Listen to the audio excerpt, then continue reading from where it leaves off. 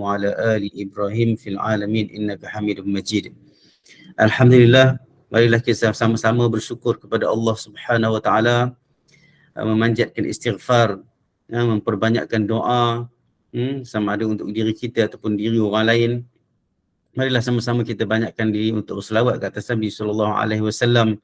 Semoga dengan segala amalan yang kita lakukan, terutama pada hari yang penuh keberkatan yang diizinkan oleh Allah SWT berada padanya, maka kita mengharapkan keredaan, rahmat dan keberkatan daripada Allah Subhanahu Wa Taala, yang mana akhir sekali apa yang kita minta adalah redha, rahmat, dan Allah masukkan kita ke dalam syurga Allah Subhanahu Wa Taala. Kita mohon untuk Allah masukkan dalam syurga Firdaus insya-Allah bersama para nabi, bersama para rasul, para anbiya insya-Allah, dengan izin Allah Subhanahu Wa Taala. Dan apa yang kita buat hari-hari ini adalah tidak lain dan tidak bukan, biarlah ianya bertujuan untuk kita sama-sama mendapat redha Allah Subhanahu Wa Taala. Alhamdulillah, kita masuk ke bab yang baru, Kitabu Adhkaril Marid, Adhkaril Marad wal Maut wa ma yata'allaq bihima. Kitab zikir-zikir untuk orang sakit ke ziarah sakit, berkaitan dengan sakit dan juga berkaitan dengan kematian dan apa-apa yang berkaitan dengan keduanya. Jadi itu tajuk dekat kitab yang saya ada, dan saya cek satu lagi kitab sama ada tajuknya sama ataupun tidak.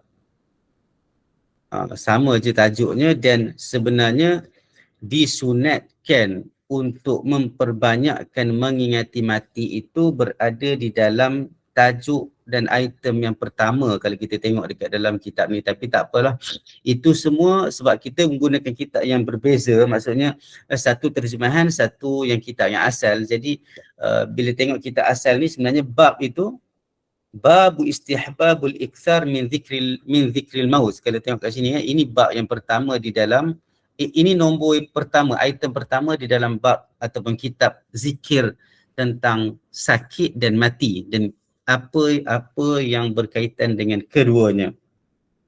Jadi bab yang pertama itu adalah bab mengingati disunatkan untuk kita memperbanyakkan mengingati mati. Sebab kalau kita ingat hidup, kita banyak lupa. Kalau kita ingat mati, kita mungkin cepat insaf. Itu perangai manusia lah.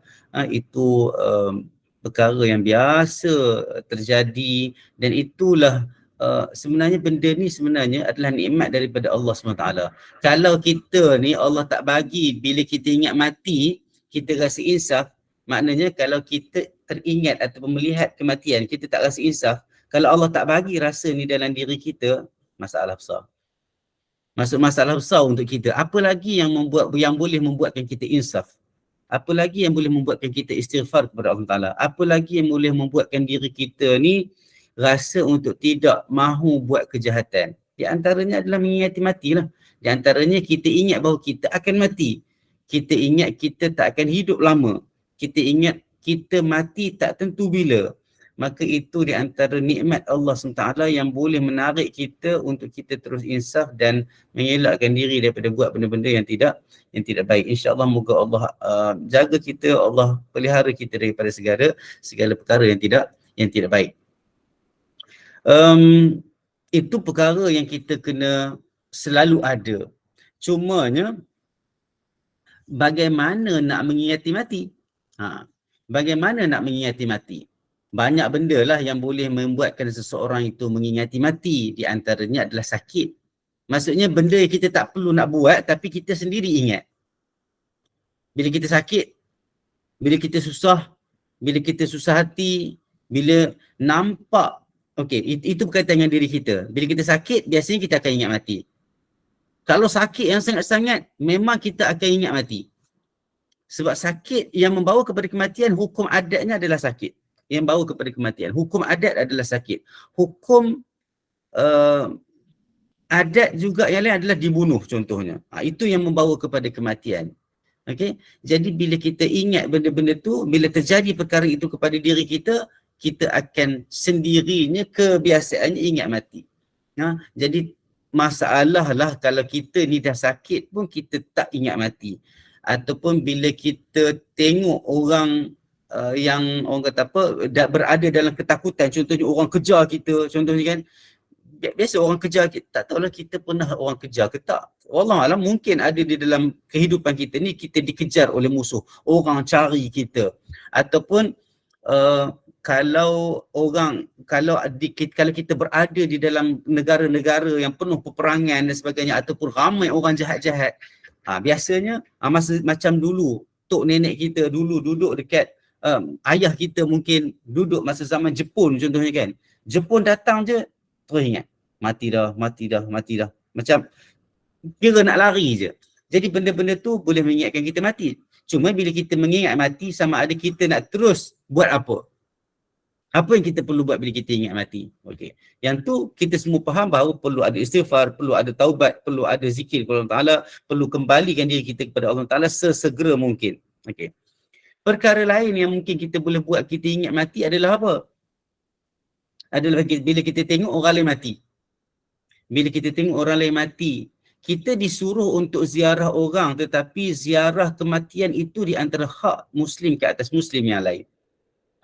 Menziarahi orang sakit, menziarahi kematian, mengikut orang bawa jenazah ke kubur, itu di antara tuntutan, sebab itu di antara perkara yang boleh mengingatkan kita kepada mati. Okey.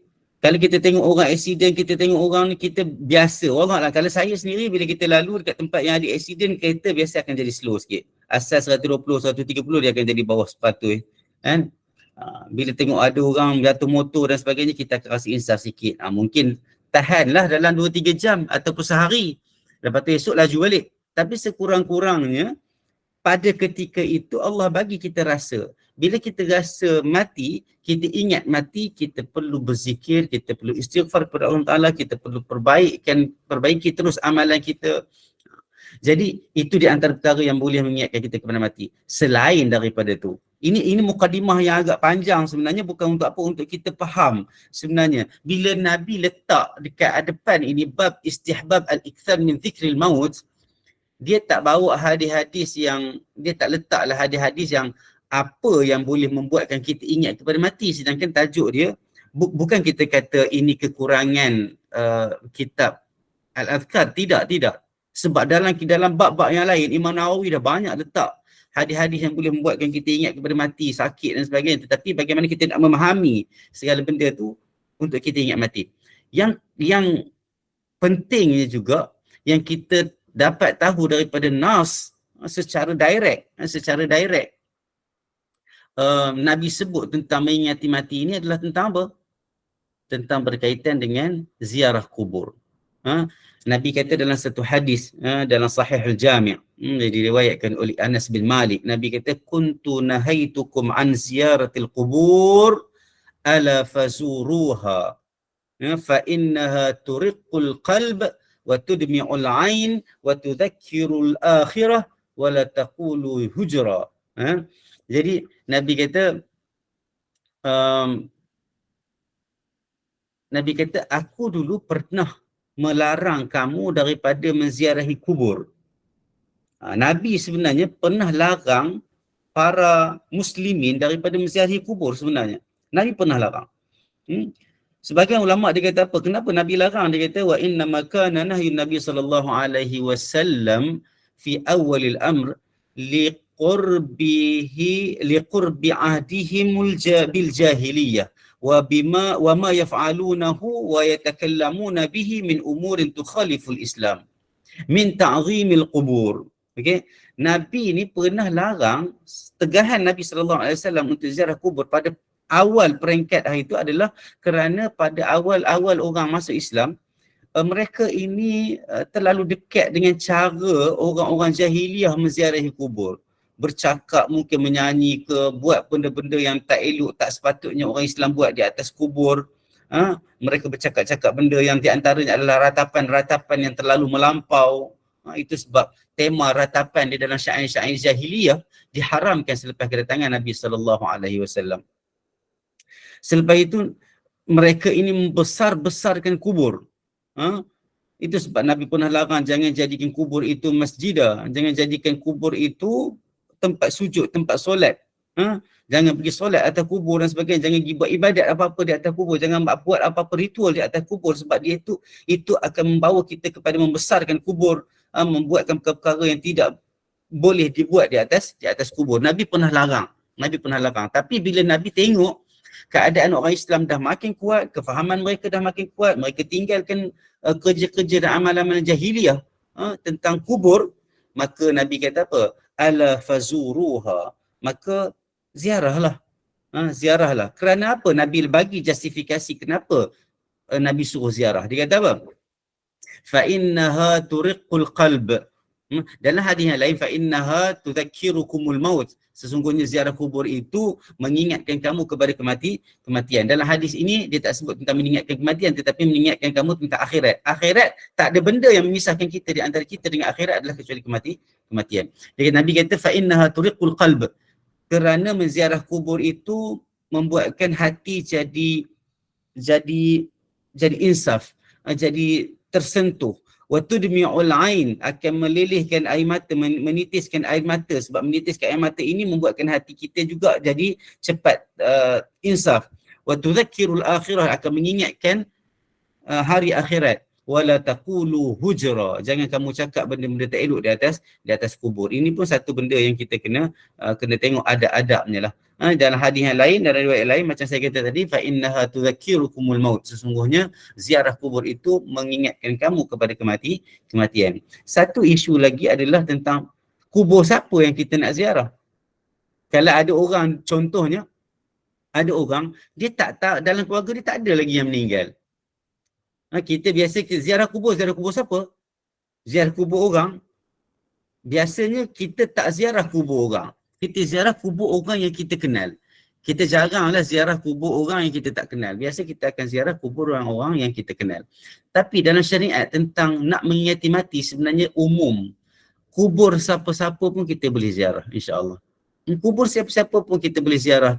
Sebab ziarah itu di antara sebabnya adalah untuk mengingatkan kita kepada kematian. Maka tak kisah, cumanya adalah waktu-waktu yang tidak disunatkan ataupun ditegah untuk ziarah kubur. Maksudnya tidak dinasihatkan untuk ziarah kubur tengah malam, waktu senja dan sebagainya. Waktu-waktu lain kita bebas untuk kita ziarah kubur untuk mendapatkan orang kata apa, mengingatkan kita kepada kematian. Okey, kita pergi terus kepada hadis yang Imam An-Nawawi rahimahullah letak dalam bab yang pertama ini di dalam kitab kesakit dan mati, yang berkaitan dengan kedua-duanya juga. Dia kata rawaina bil asanid as-sahihah. Kami meriwayatkan dengan sanad yang sahih.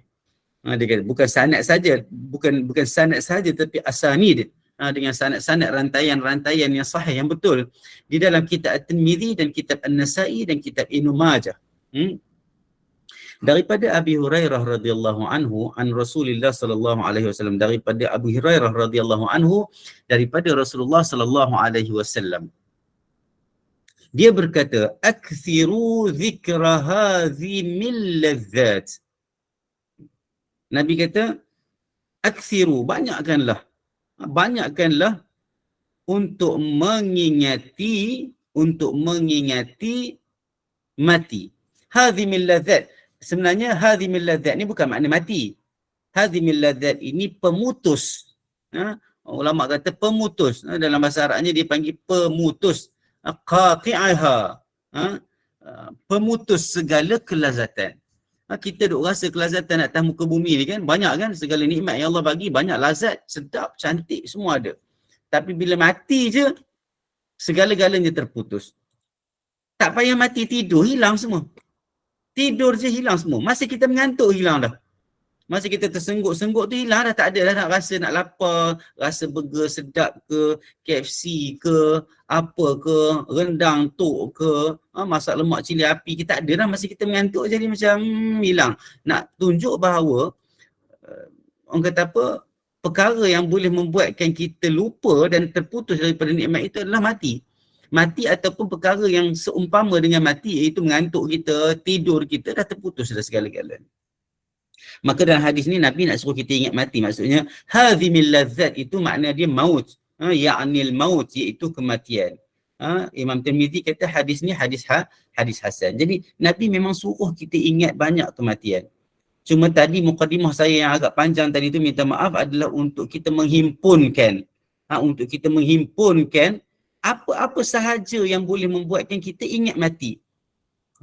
Tetapi hati-hati, mungkin ada orang boleh ingat mati dengan dia mengingati orang-orang yang telah pergi. Boleh juga, tidak ada masalah. Tetapi jangan sampai kita mengingati orang-orang yang dah mati itu membawa kita kepada ratapan, membawa kita kepada sedih, membawa kita kepada rasa bersalah. Ada orang ramai, suami isteri dia meninggal, memang kita akan rasa bersalah. Aku tak boleh jadi isteri yang baik pada dia, aku tak boleh jadi suami yang baik pada dia, aku tak boleh jadi anak yang baik pada dia. Kita ingat. Dan kita ada orang dia boleh sampai setakat itu saja dan diperbaiki diri dia.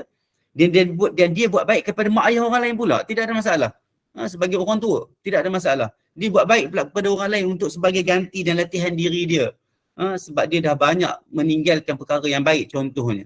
Tapi ada orang dia jadi down, dia jadi teruk, aku ni teruk, aku ni banyak kekurangan dan sebagainya. Akhirnya bila melampau je perkara itu yang akan membuatkan kita rasa down. Itu sebab bila tengok balik, bila Nabi kata tentang apa yang boleh mengingatkan kita mati itu adalah kubur, maka kita nampak dia, impact dia mengingatkan kita kepada mati, kita insaf insya-Allah, tetapi dia tidak membawa kita kepada kita rasa down, kita rasa rendah diri dan sebagainya. Tapi tak kisahlah, apa-apa sahaja yang boleh membuatkan kita ingat mati, kita buat. Cuma dalam beberapa aspek, janganlah item-item ataupun perkara-perkara yang boleh membuatkan kita ingat kepada mati itu membuatkan diri kita jadi lemah semangat dan kita meninggalkan perkara yang sepatutnya kita buat.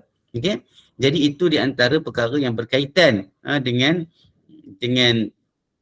arahan dalam hadis ini, uzkuru akthiru zikra hadhi min ladzat.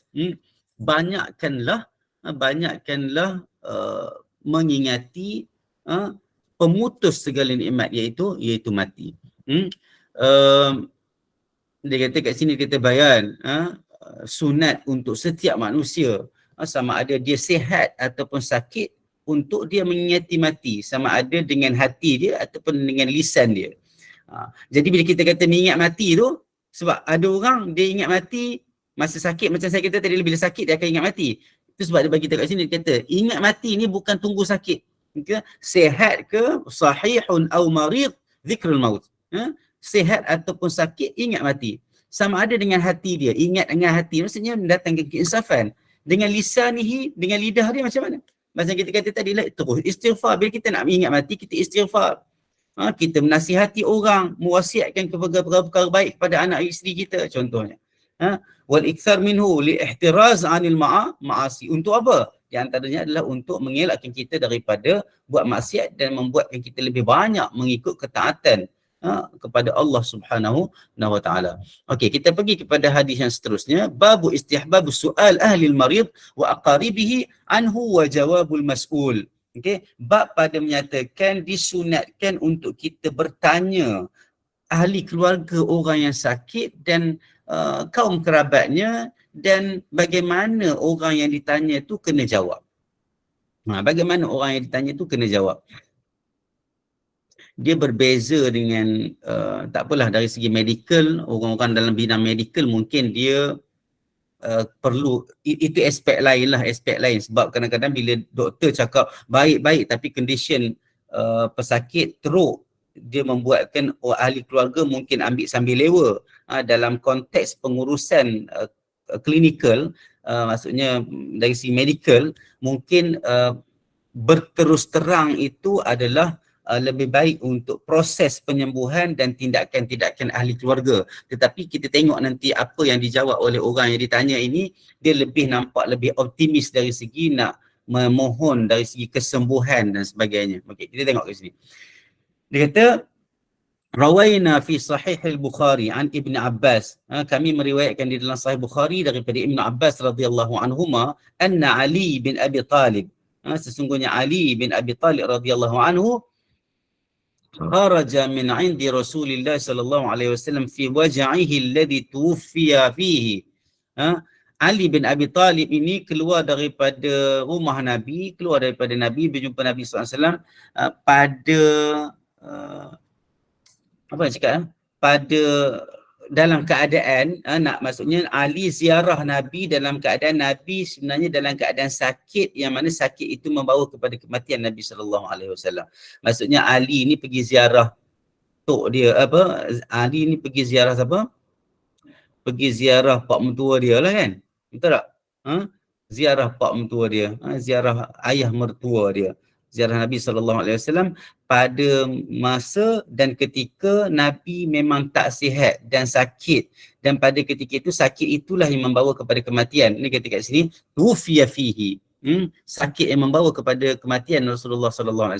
Faqala an-nas, orang-orang duk tanyalah sebab Ali ni rapatlah dengan Nabi sebab pak mentua dia satu lagi memang Nabi jaga dia dari kecil.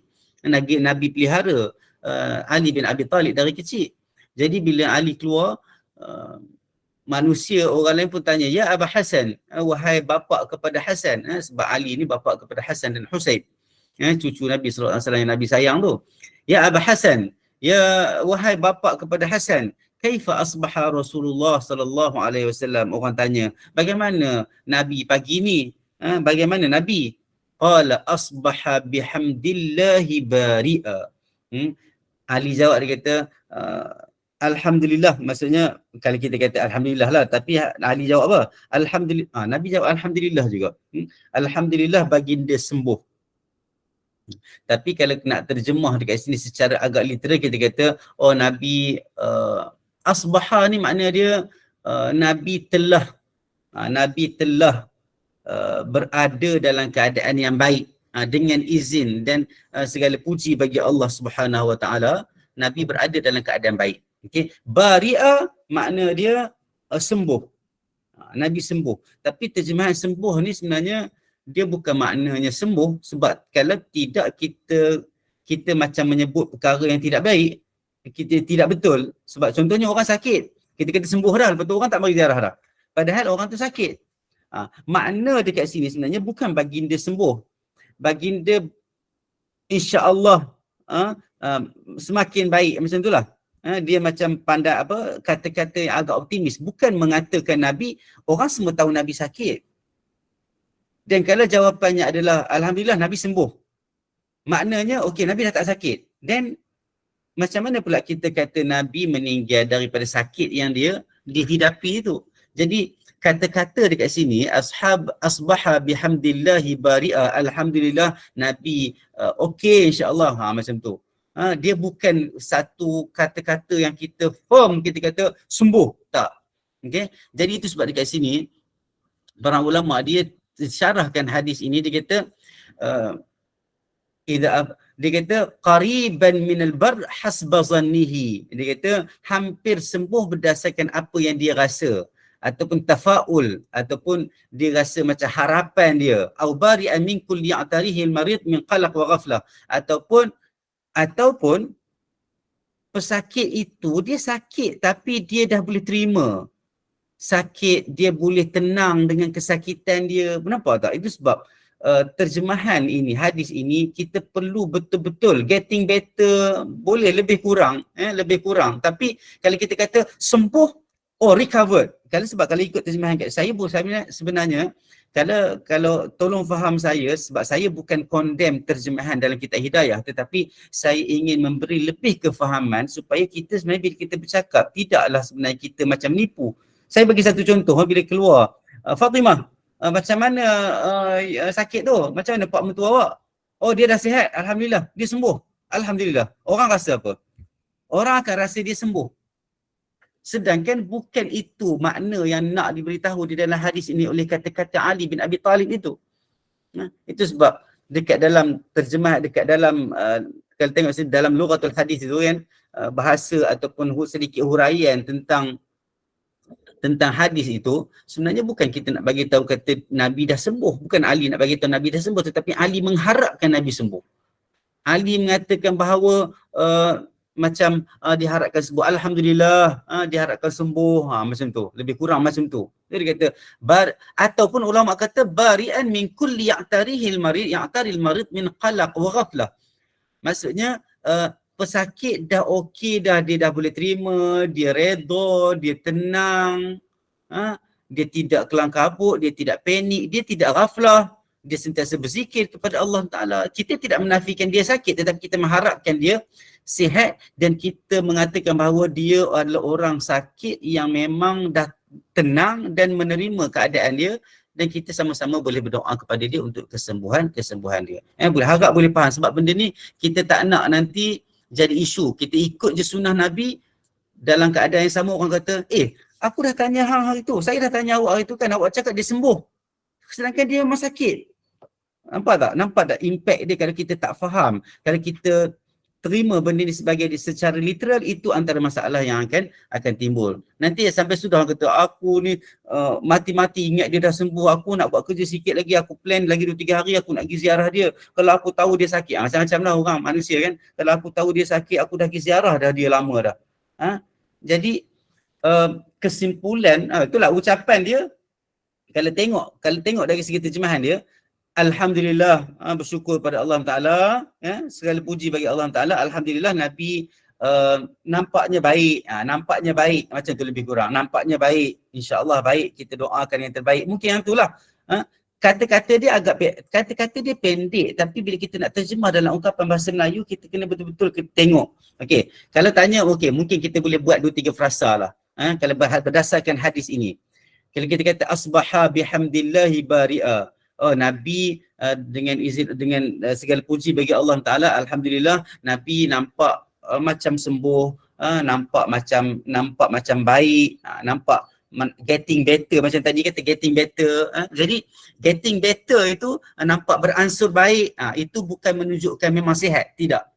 Beransur baik, kita tak kata dia sembuh. Jadi itu antara kata-kata, kalau boleh kita sama-sama bersetuju untuk kita orang Melayu kan, kalau kita sama-sama bersetuju, kalau itulah makna yang kita boleh ungkapkan, insya-Allah yang tu kita boleh boleh setuju. Ada lagi tak ungkapan-ungkapan lain yang kita boleh setuju untuk perkara ini? Kalau ada, boleh letak dekat dalam chat box, kita cuba nilai, tengok sesuai ke tak dengan hadis ini, sebab kita tak nak benda tu salah.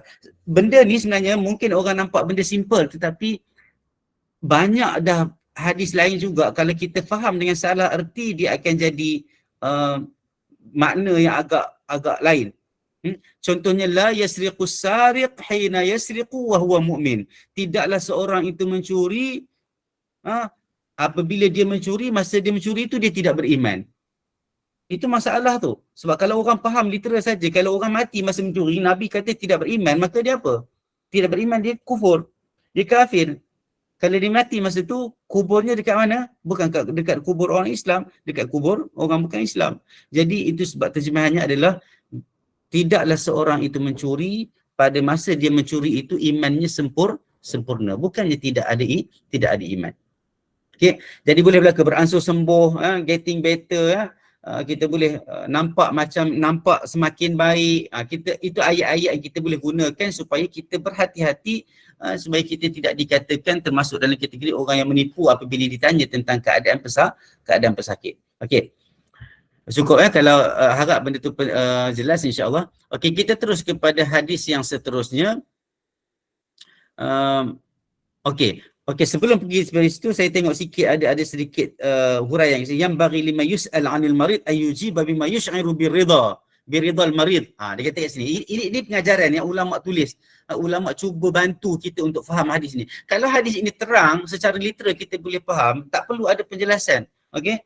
Dia kata kat sini, dia kata yang bagi, sepatutnya untuk orang yang apabila dia ditanya tentang al-marid, apabila dia ditanya dekat sini, yang pertama sekali dia kata di antara sunnahnya adalah bertanya tentang keadaan orang yang sakit terhadap orang yang mengenalinya. Nampak tak? Kita jangan tanya orang yang sakit itu, kalau kita tanya tu orang tu tak tahu. Nanti akan jadi isu lain. Sekarang ni mimman ya'lamuhu, dengan orang yang mengenali dan mengetahui keadaannya. Jadi bila tanya Ali tu betul lah. Ali baru keluar daripada rumah dan tanya. Kalau kita tanya orang yang tak pergi, contohnya, hang pergi tengok dah orang tu. Aku tak pergi tengok lagi, tapi orang kata lah. Yang tu yang jadi masalah. Tapi tak apalah. Kurang-kurangnya kita berdoa kepada orang yang sakit itu supaya sembuh insya-Allah. Lepas tu dia kata yang bagi liman yus'al 'anil marid. Sepatutnya bagi orang yang ditanya tentang orang yang mati, orang yang sakit, dia menjawab ayujiba bima yash'uru biridal marid bima huwa fihi 'anillahi ta'ala. Dia kena jawab dengan apa yang pesakit merasakan dengan keredaan yang orang sakit tu redha. Kadang-kadang orang saya tak apalah aku okey insya-Allah. Macam mak saya hari tu bila sebelum dia meninggal dia kata apa? Tak apalah dia kata, tak apalah dia kata, lama dah sihat dia kata. Saya masa dengar tu sedih, kadang kita tak pernah terfikir macam mana kita boleh sebut benda tu untuk alhamdulillah kata-kata tu saya rasa boleh membuatkan kita cepat redha dengan apa yang Allah bagi kepada kita. Umur mak saya pun tak adalah panjang sangat. Saya rasa dalam dia lahir tahun 53, so lebih kurang dalam 60 lebih gitu kan. Jadi dia kata dah lama dah sakit, dah lama dah Tuhan bagi sihat dia kata. Sakit tak apalah, tak apa. Dah lama dah Tuhan bagi sihat. Jadi redha, kata-kata redha daripada pesakit itu kita kena cerita juga. Kita kena bagi tak apalah dia alhamdulillah dia okey, alhamdulillah dia sedang berzikir, alhamdulillah dia redha dengan apa yang Allah bagi kat dia. Itu antara benda yang kita sebenarnya sembang-sembang macam ni boleh lebih sikit pun tidak ada masalah sebenarnya kalau itu ada kesediaan daripada orang yang bertanya, orang yang ditanya. Wa annahu mustamir ala hamdihi wa syukrihi. Kita bagi tahu kata orang yang maksudnya kita mengharapkan orang yang sakit itu sentiasa berterusan untuk mensyukuri nikmat Allah Subhanahu Wa Taala. Jadi itulah, lepas tu dia kata au biqurbi afiyati, dia kata au biqurbi afiyatihi, ataupun dekat dengan kesembuhan. Maka itulah saya nampak kat sini. Kalau tak ada apa kita teruskan kepada hadis yang seterusnya insya-Allah. Itulah di antara apa yang kita boleh ambil daripada hadis ini. Lepas tu masuk kepada bab yang seterusnya, bab pada menyatakan zikir ataupun orang yang sakit, maksudnya apa yang dikatakan oleh orang yang sakit dan apa yang orang ziarah orang sakit tu boleh sebut. Wa yuqra alaihi, apa yang dibaca ke atasnya ataupun didoakan ke atasnya, ataupun apa yang ditanya tentang hal dan keadaannya. Lepas tu dalam Sahih Bukhari dan Muslim, rawaina fi Sahih al-Bukhari wa Muslim an Aisyah radhiyallahu anha anna Rasulullah sallallahu alaihi wasallam kana idza awa ila firashihi jama'a kaffaihi thumma nafatha fihima faqara'a fiha. Hadis ini kita dah ulang saya rasa 2-3 kali dah sebelum ni, tapi hadis ini dia sebagai mukadimah kepada hadis yang lebih kurang dengan dia yang dalam tu mengatakan tentang bila Nabi sakit dia baca ni juga. Hadis yang pertama ni tak sebut tentang Nabi sakit, tapi Nabi dia sebut tentang Nabi sesungguhnya Rasulullah sallallahu alaihi wasallam bila dia nak pergi ke tempat tidur dia, tempat baring dia, Nabi akan sekalikan dua tapak tangannya ni, kemudian dia tiup dan baca qul huwallahu ahad, qul a'udzu birabbil falaq, qul a'udzu birabbin nas, kemudian dia sapu seluruh keduanya dengan menyapukan kedua tangannya tadi tu ke seluruh tubuh badan dia semampu mana yang dia boleh sapulah. Bermula dengan kedua tangannya pada kepala, ke muka, wa ma aqbala min jasadihi. Maksudnya kalau dari segi konteksnya kita faham, sapu kepala, sapu muka, wa ma aqbala min jasadihi, maksudnya dari atas sampai bawah lah. Jadi kalau ada orang pergi buat sapu kepala, sapu muka, lepas tu dia sapu tangan, lepas tu sapu kaki, lepas tu baru sapu badan. Tak salah lah, tapi Nabi ajar apa yang datang hampir dengan badan dia daripada kepala, muka dan bahu dan sampai kaki lah. Itu mafhum dia yang normal lah, kita faham. Yaf'alu dhalika thalatha marrat, dia buat sebanyak tiga kali. Aisyah kata falamashtaka kana ya'muruni an af'ala dhalika bi. Dekat sinilah ada pertambahan riwayat yang merujuk kepada hadis ini sesuai duduk dalam bab ini. Faham tak? Kalau kita tengok hadis yang sampai 3 kali saja tu, dia macam kenapa Imam Nawawi letak hadis ini di dalam bab ini? Sebab hadis ini kita dah jumpa dah di dalam bab-bab yang sebelum ini, baca zikir nak tidur dan sebagainya. Tapi kata-kata Aisyah inilah yang membuatkan Imam An-Nawawi rahimahullah dia meletakkan hadis ini juga di dalam bab ini. Aisyah kata apa? Falamma ishtaka ya'muruni an af'ala dhalika bihi. Bila dia sakit dia minta Nabi minta aku untuk melakukan perkara yang sama dia buat masa dia sihat, iaitu baca hembuskan dekat tangan rapatkan dua tapak tangan dan sebagainya sehinggalah habis dan sapu ke seluruh badan dia. Wa fi riwayatin fi sahih, dan ada satu riwayat yang sahih juga, anna Nabi sallallahu alaihi wasallam kana yanfuthu ala nafsihi fil marad alladhi tuwfiya fihi bil muawwidzat. Dalam satu riwayat lain yang sahih juga, sesungguhnya Nabi sallallahu alaihi wasallam dia buat perkara yang sama juga pada ketika dia sakit, yang mana sakit dia yang bawa kepada kematian itu. Dia hembus juga, dia buat perkara yang sama macam dalam hadis tadi, baca dengan muawwidzat, dengan qul huwallahu ahad, surah Al-Ikhlas, dan juga dua surah qul a'udzu birabbil falaq dan qul a'udzu birabbin nas itu. Jadi itulah yang itulah yang diajarkan oleh Nabi sallallahu alaihi wasallam. Itulah yang dibuat. Jadi ini sesuai dengan bab ini bahawa Nabi buat masa dia sakit juga, bukan masa dia nak tidur sahaja. Aisyah kata falamma thaqula kuntu anfuthu alaihi bihin wa amsahu bi yadi nafsihi li barakatiha. Aisyah kata bila Nabi rasa berat, thaqula, dekat sini dia kata apa? Apabila dirasakan berat, ketika sakitnya semakin kuat. Kalau kita tengok sini kata thaqula ni berat. Kalau berat ini untuk sakit yang makin kuat lah.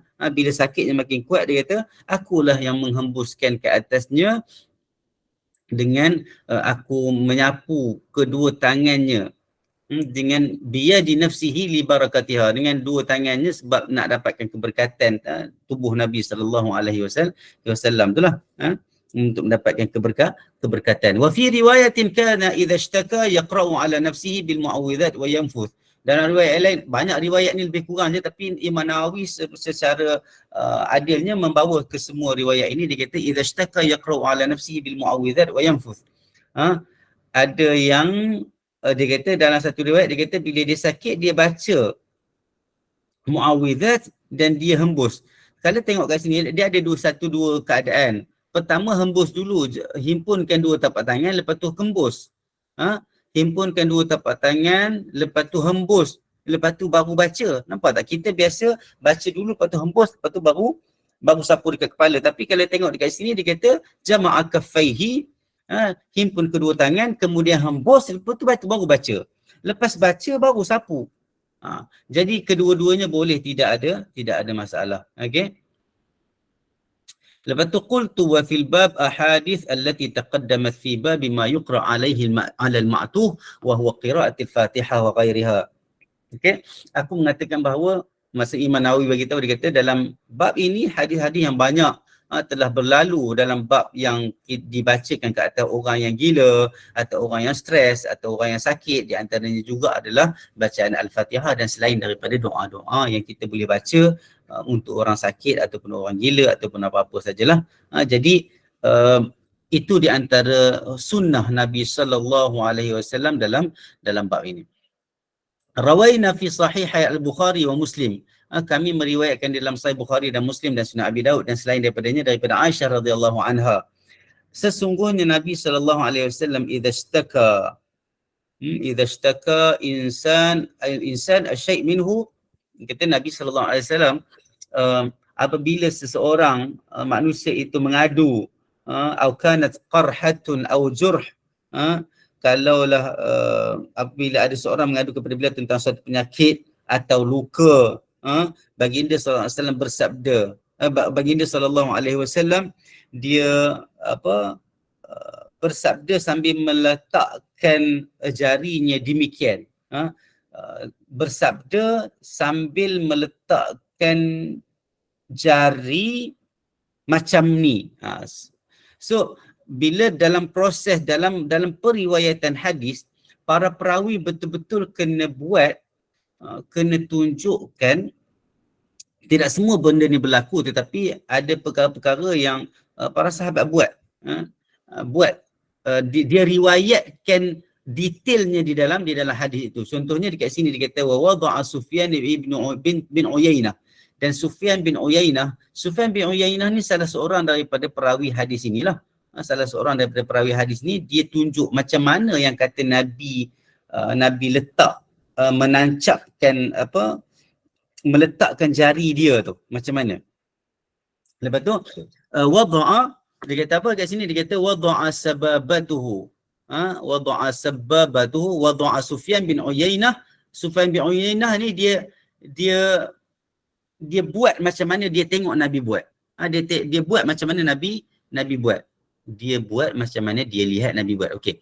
Dia letakkan, cucukkan, tancapkan sababatuhu bil ard. Dia tunjuk, dia cucuk dekat tanah. Kalau kita duduk dalam rumah, nak kena pergi keluar rumah ke? Mungkin juga di atas lantai ke apa ke itu. Sebab kita, janganlah sampai kita, contohnya kita duduk rumah besar. Rumah 2 tingkat, 3 tingkat, bila ada orang mari sakit ke apa, kita kena keluar rumah. Pergi cucuk dekat tanah. Kena tengok reality. Kita tak boleh nak faham hadis kalau tanah juga dan sebagainya, kecuali dalam benda yang berkaitan dengan ibadat lah. Tapi ini bab muamalat, bab yang sebenarnya bila kita tengok kenapa Nabi buat macam tu, sebenarnya bukanlah nak pergi ambil tanah tu, pergi sapu dekat tempat luka ke apa ke, tidak. Sebagai satu macam simbolik sahaja, sebagai satu benda yang simbolik. Walaupun ada di kalangan ulama kata letak dekat situ ada sedikit tanah ke ataupun ada ideo ke apa ke, itu perkara yang wallahu alam, perkara ni luas. Itu sebab saya kata kalau kita duduk dalam rumah besar, kalau ada orang buat rawatan dekat dalam bangunan yang besar dekat hotel dan sebagainya, kan ada kan perawat datang pergi hotel dan orang datang ke hotel dan sebagainya. Takkanlah dia nak kena pergi bawa tanah naik ke atas bilik dan cucuk dekat atas tanah. Tidak begitulah sebenarnya. Okey. Yang pentingnya Sufyan bin Uyainah dia letakkan jari, sababah ni ibu jari. Kalau ibu jari pula telunjuk, sababah telunjuk. Kalau ibu jari dia panggil ibham. Dia adalah khunsar dan sebagainya lah, 5 ni. Dia ada nama dia sendiri. Macam kita lah, ada ibu jari, ada telunjuk, ada jari hantu, ada jari manis, ada jari kelingking dan sebagainya. Ada jugalah di kalangan orang Arab pun. Jadi Sufyan bin Uyainah dia tunjuk. Dia kata dia buat macam ni, dia tancapkan dekat tanah. Sababatu bil ard thumma rafa'aha. Maksudnya macam isyarat lah, macam isyarat sikit. Lepas tu dia kata apa? Wa qala bismillahi turbatu ardina. Dia bersumpah dengan nama Allah Ta'ala, dia bermula dengan nama Allah SWT. Tanah kepada bumi ini, debu kepada bumi ini. Biriqiti ba'dina, dengan air liur sebahagian daripada kami. Dia benda ni sebenarnya, kalau kita, kenapa kena air liur? Bukan nak kata apa, sebab kadang-kadang orang kata apa, nak datangkan keinsafan tentang diri kita. Ini tanah ni benda yang kita pijak. Air liur ni satu benda yang benda yang tidak orang kata apa, jijik dan sebagainya. Tapi bukanlah pada ketika itu Nabi pergi cucuk dekat tanah yang ada air liur, tidak bermakna begitu. Tidak ada makna begitu. Dia tunjuk, dia tancap dekat bumi, dia angkat. Dia kata dengan izin. Dekat dalam hadis tak ada pula Nabi ludah dulu dekat tanah tu dan dia tunjuk, tidak. Itu sebab saya kata kat sini kalau kita tengok, dia kata dia angkat saja, lepas tu dia bagi tahu, kata dia baca bismillahi turbati ardina. Dengan nama Allah, tanah dan debu bumi ini, bumi kami ini. Biriqati ba'dina, dengan biriqati ba'dina, dengan air ludahan sebahagian daripada kami. Yushfa bihi saqimuna, disembuhkan dengannya orang-orang yang sakit di kalangan kami. Dengan apa? Dengan izin Tuhan, kami. Ini satu simbolik. Walaupun ada yang saya jumpa tadi, ada yang kata boleh sebenarnya berubat dengan cucuk dekat tanah dan ada air liur sikit. Dan wallahu alam, itu terjemahan yang ni lah.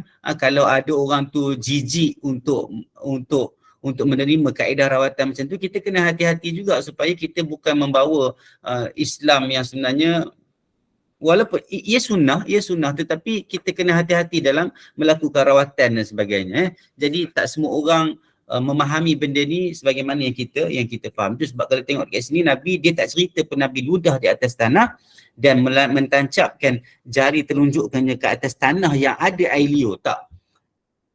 Yang ni hanya simbolik yang saya tengok nampak lebih kepada simbolik yang apa yang doa yang kita baca, apa doa yang kita kena lafazkan pada ketika itu seperti mana yang Nabi ajar ni, bismillahi turbatu ardina biriqiti ba'dina yushfa bihi saqimuna bi'idni rabbina. Dalam riwayat lain turbatu ardina wa riqatu ba'dina. Cukup yang tu je. Kalau tak ingat yang panjang baca yang pendek saja.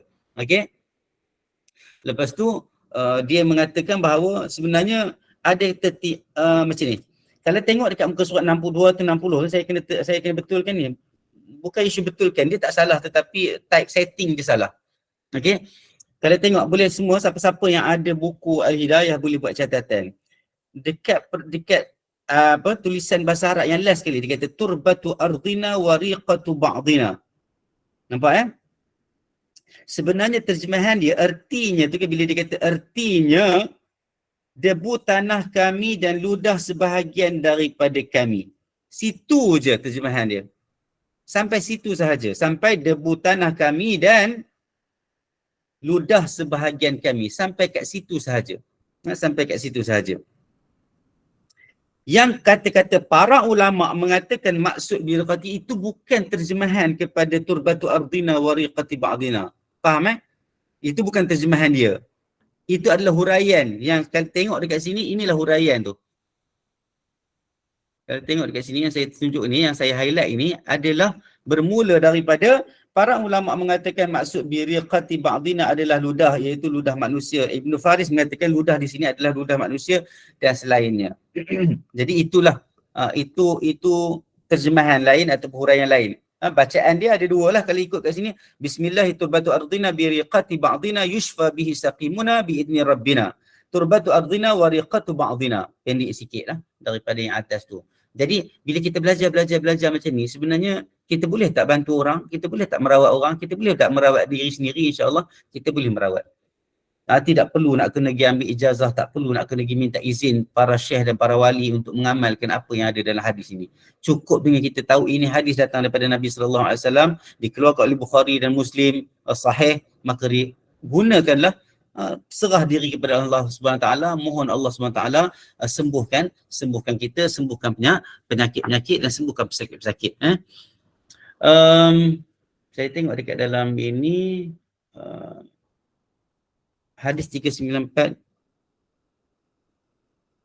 Hadis 394. Kejap. Okey.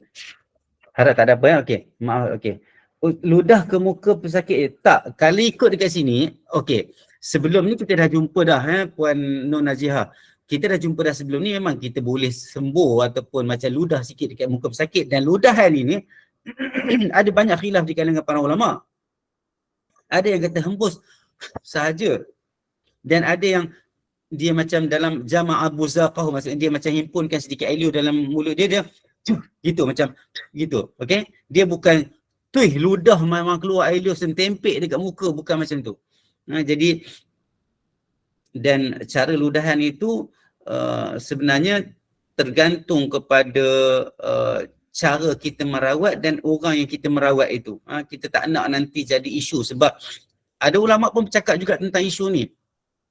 Tak mahu sampai nampak macam cara perubatan Islam itu meludah macam air liur, berpenuh juga muka dengan air liur saja. Itu baru seorang yang merawat.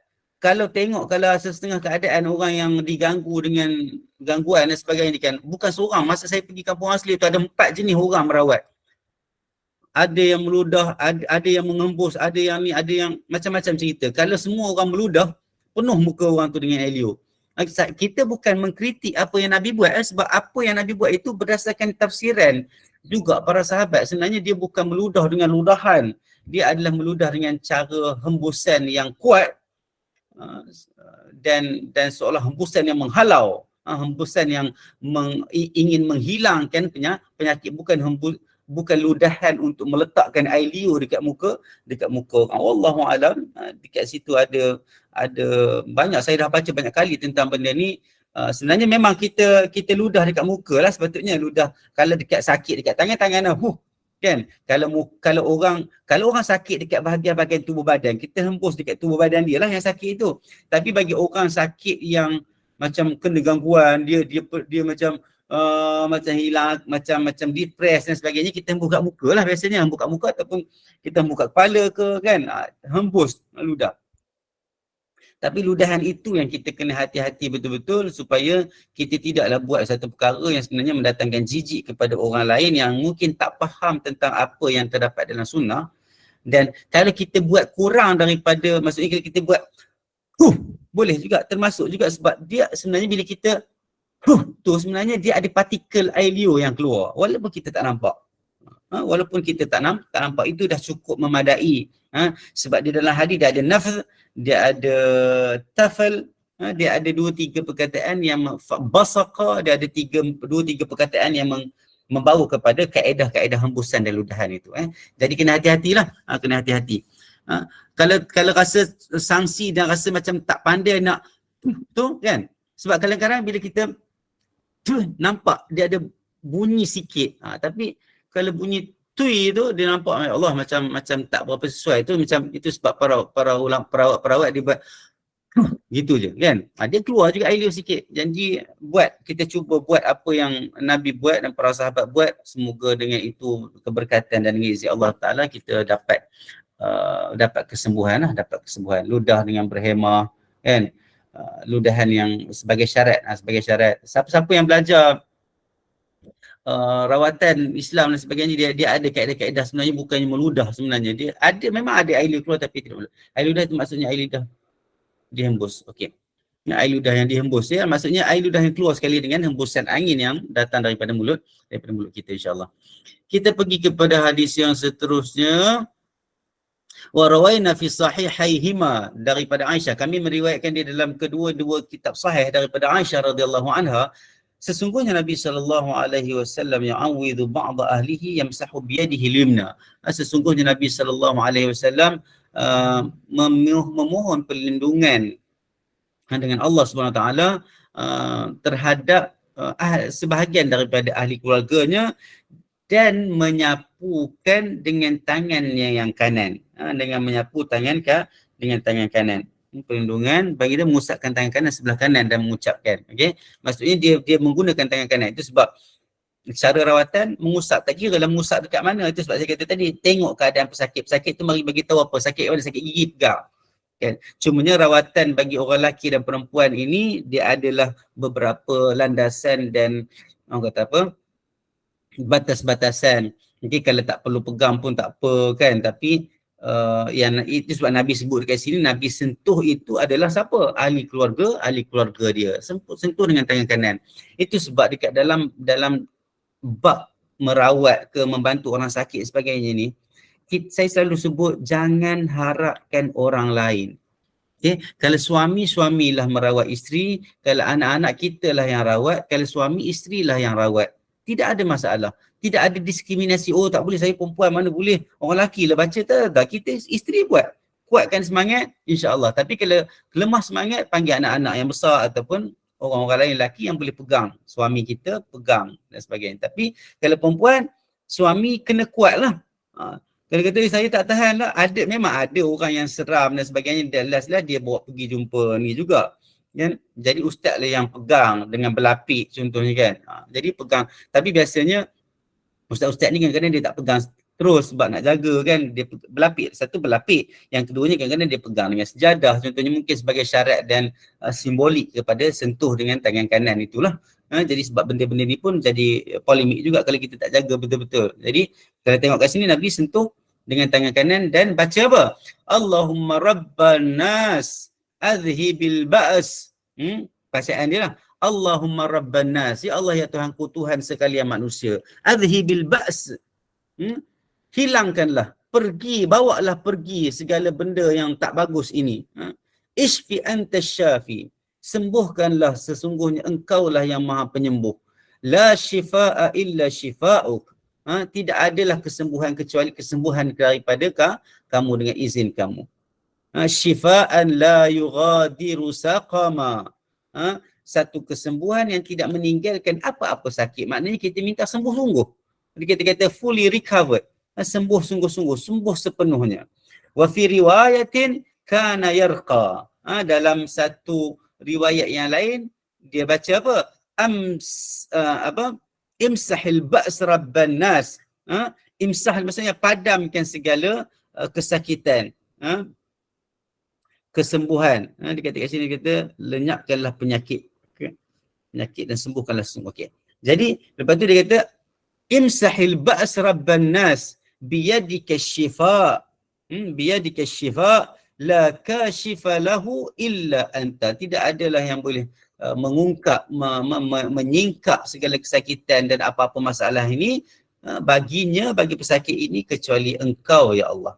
Itu cara dia bila baca, hadirkan hati betul-betul kita serah diri pada Allah Ta'ala. Memang yang menyembuhkan tu adalah Allah Ta'ala. Boleh tak bagi ubat masa tu? Boleh, tak ada masalah. Kita dah baca dah hadis sebelum ni kan, Nabi guna ubat juga. Sambil-sambil kita berubat, sambil-sambil kita bagi minum air ubat, kita baca doa, kita sentuh dia dekat tempat-tempat yang sakit dan sebagainya. Bagi lelaki dengan lelaki, perempuan dan perempuan, ataupun ahli keluarga yang bukan yang tidak ada masalah dengan aurat dan sentuhan, maka kita buat. Jadi lepas daripada al-azkar ni, tak payah kena belajar. Rawatan-rawatan Islam ni kena belajar. Kena ada adab dia, kena tengok pengalaman-pengalaman para asatizah, para guru yang berdasarkan kepada hadis-hadis yang sahih. Kena belajar, kena berguru. Tapi nak ceritanya, berapa orang yang pergi belajar? Berapa orang yang pergi belajar dengan Darul Shifa ke, berapa orang yang pergi belajar dengan ni ke, rawatan itu, pusat rawatan ini dan sebagainya? Berapa orang? Tak ramai, tapi ramai tak orang kena ganggu? Banyak tak masalah dalam rumah kita? Banyak. Allah sentiasa uji kita dengan benda-benda itu semua. Jadi, adakah kita nak tunggu orang? Bila jadi apa-apa, ya Allah, penuh dah nombor telefon dekat dalam telefon. Telefon orang tak angkat. Raya haji, raya puasa. Ustaz dah tidur, Syekh ni dah ni. Syekh ni ada kerja, rumah orang tu dia pergi. Jadi apa lagi yang tinggal dekat kita? Sebenarnya di peringkat awal ini yang kita kena pegang dulu. Kalau kita dah cuba, tak mampu, kita penat dan sebagainya, then baru panggil orang.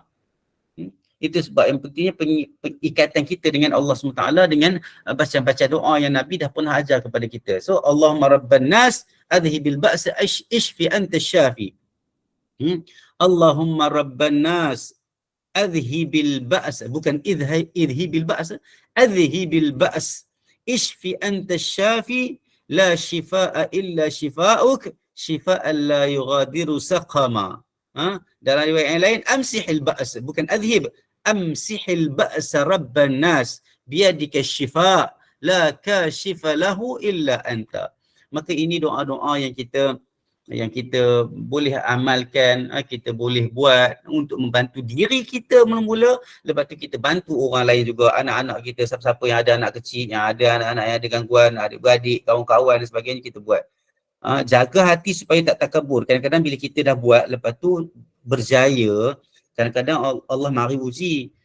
Syaitan mari duk kacau kita, hebatlah, okey kan. Okey, lepas tu kita makin lama makin jadi perawat-perawat yang tidak bertauliah lah. Bukan isu tidak bertauliah, maksudnya tidak belajar dengan mana-mana pusat rawatan lah. Tapi kita adalah orang yang cuba mengikut sunnah Nabi SAW. Kita nak bantu orang, kita nak menyihatkan badan kita, nak membantu orang kesembuhan, minta kesembuhan daripada Allah Ta'ala kepada orang lain juga. Tidak ada masalah, teruskan boleh guna, tidak ada masalah. Cumanya hati-hati kalau datang je rasa terkepur, datang rasa riak, itu istighfar banyak-banyak, minta perlindungan daripada Allah Ta'ala banyak-banyak, sebab itu memang kerja syaitan. Bila datang masuk okey, kadang-kadang bila rawat tak jadi pula, tak jadi tu malu. Bila merawat tak jadi, apa nak malu? Sebab kesembuhan bukan dekat kita. Kadang-kadang ada orang rasa malu atau menjadi fitnah. Oh, biasa jadi je, kenapa tak jadi pula ni? Semacam-macam orang akan bercakap. Jadi jangan hiraukan tentang apa yang orang cakap, hiraukan apa yang Nabi ajarkan kepada kita. Maka semua orang boleh amalkan benda ni, semua orang boleh membantu orang untuk merawat dan memohon daripada Allah Ta'ala supaya Allah sembuhkan segala penyakit kita, insya-Allah. Masa kecil-kecil dulu selalu duk buat macam tu gitu tu. Itu biasalah, kadang-kadang tak kisahlah, kadang-kadang bunyi hembus tu tak sama macam bunyi orang yang kena gitu pun ada bunyi juga, kadang tui bunyi betul-betul tui tu, kadang-kadang ada orang dia tak bunyi tui tapi dia bunyi, ataupun orang hembus saja kan. Dia bukan semacam hembusan nak hidupkan api tu. Tak, dia hembus laju sekali. Dia macam lari 100 meter, dia sekali je lepas laju. Dia bukan lari, dia bukan hembusan yang panjang ke tak. Itu beza hembusan yang panjang dengan hembusan yang kita nak merawat ini. Okey, ada yang pakai sarung tangan bila merawat boleh? Bolehlah pakai sarung tangan, tetapi kadang-kadang kalau bolehlah. Okey, untuk rawatan benda-benda yang fizikal memang ulama' dah bincang dah. Rawatan-rawatan perkara yang betul-betul kita kena pegang secara fizikal memang ada kelonggaran yang ulama' bagi, tapi dengan kehadiran mahram sebaik-baiknya untuk elakkan fitnah. Dan cubalah perawat itu minimizekan. Tetapi dalam bab kedoktoran, dalam bilik bedah dan sebagainya, memang hukum itu, rukhsah itu diberikan untuk menyentuh. Tapi kalau kita merawat, contohnya orang kena ganggu sebagainya, kalau tak perlu pegang, tak payah pegang sebenarnya. Baca je lah, tak payah pegang pun sebenarnya. Itu sebab saya kata tadi, Nabi sentuh ini dekat mana? Untuk anak dia kata, yu'awwidhu ba'da ahlihi, dia pegang dengan tangan kanan dia tu kepada ahli keluarga dia, bukan orang yang di luar keluarga dia. Wallahu a'lam. Jadi kita kena jagalah bab aurat dan sebagainya itu, walaupun kita pakai sarung tangan, tetapi orang akan nampak juga kalau kita pegang. Pakai sarung tangan, kalau kita pegang setakat kepala, mungkinlah tak jadi isu sangat. Kalau macam Harundin pun dia pegang kepala je, banyak pegang kepala, lepas tu dia baca gitu. Dia pegang pun bukannya ni sangat, pegang sekadar simbolik saja. Tapi tempat-tempat lain kadang-kadang tak pegang. Kita tengok memang ulama'-ulama' ni dijaga, para asatizah ni dijaga aurat dan batasan-batasan untuk mengelakkan fitnah dan menjaga hukum-hukum Islam. Doa syifa ini ada yang buat berlagu dan buat berlagu tu tak apalah, itu nak bagi ingat kot insya-Allah. Yang pentingnya kita hafal dan baca doa ini dengan hadir hati, dan kita bergantungkan diri kita dengan Allah Ta'ala, dan kita mohon betul-betul untuk Allah sembuhkan kita insya-Allah. Kita doa banyak-banyak semoga Allah memelihara kita daripada segala perkara yang tidak baik, daripada segala perkara, dari segala penyakit yang mengganggu kita. Kita doa banyak-banyak semoga kita hindar daripada penyakit-penyakit itu, dan bagi orang-orang yang sakit kita doa banyak-banyak hari Jumaat ni insya-Allah, semoga kita semua dapatkan kesembuhan daripada Allah SWT, tanpa meninggalkan sedikit pun rasa sakit dan sebagainya. Segala benda itu tidak mustahil bagi Allah SWT, cuma kita kena banyakkan doa, kita kena banyakkan usaha. Aqul qawli hadha wa astaghfirullah li wa lakum wa li sa'il muslimina wal muslimat. Rabbana atina fid dunya hasanah wa fil akhirati hasanah wa qina adzaban nar. Wa sallallahu ala sayyidina Muhammad wa ala alihi wasallam. Subhana rabbika rabbil izzati amma yasifun, wassalamun alal mursalin, walhamdulillahi rabbil alamin. Alhamdulillah, jazakallah khairan Fadil Ustaz Muhammad Azhar atas kesudian berkongsi ilmu mengenai doa-doa sakit itu tadi, dan juga selepas ini mohon para jemaah untuk terus berada dalam majlis ilmu untuk bacaan Al-Kahfi, dan terima kasih kepada penaja slot program ini, dan semoga tanya ini bawa keberkatan dan digandakan lagi rezekinya. Dan Ustaz, kita tutup dulu, tangguhkan dulu majlis ilmu ini dengan tasbih, kafarah dan surah Al-Asr. Okey. A'udzubillahi minasyaitonirrajim. Bismillahirrahmanirrahim. Wal 'asri innal insana lafi khusr illa alladhina amanu wa 'amilus salihati wa tawassaw bil haqqi wa tawassaw bis sabr. Subhanakallahumma wa bihamdika asyhadu an la ilaha illa anta astaghfiruka wa atubu ilaik. Assalamualaikum warahmatullahi wabarakatuh. Waalaikumsalam warahmatullahi wabarakatuh. Waalaikumsalam warahmatullahi wabarakatuh. Terima kasih Ustaz. Terima kasih Ustaz. Terima kasih Ustaz Zainal. Terima kasih Ustaz. Terima kasih Ustazah. Terima kasih Opa. Terima kasih Opa. Sama-sama.